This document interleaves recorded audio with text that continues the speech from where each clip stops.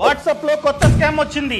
అదే స్టిగనోగ్రఫీ స్కామ్. ఇక్కడ స్కామర్ ఏం చేస్తాడంటే మనకి వాట్సాప్ లో ఒక ఫోటో పంపిస్తాడు. మనం కనుక ఆ ఫోటోని డౌన్లోడ్ చేస్తే మన బ్యాంక్ అకౌంట్ లో ఎంతైతే డబ్బు ఉందో అదంతా ఖాళీ అయిపోద్ది.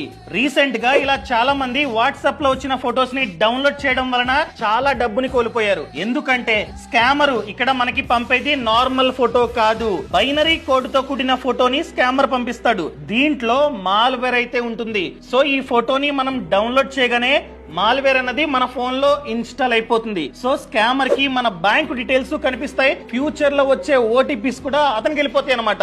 ఈ విధంగా అకౌంట్ లో ఉన్న డబ్బుని కాజేస్తూ ఉన్నారు స్కామర్స్. సో అందుకనే కొత్త నంబర్స్ నుంచి ఏమైనా ఫొటోస్ వస్తే అస్సలు డౌన్లోడ్ చేయకండి. చాలా మంది వాట్సాప్ లో ఆటో డౌన్లోడ్ ని ఎనేబుల్ చేసుకుంటారు.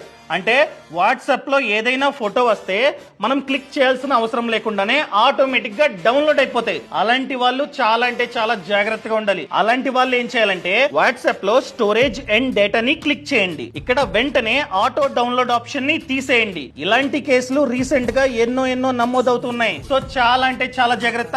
ఈ వీడియోని ప్రతి ఒక్కరికి షేర్ చేయడం అస్సలు మర్చిపోకండి. బాస్ వాలా, బీ ద బాస్.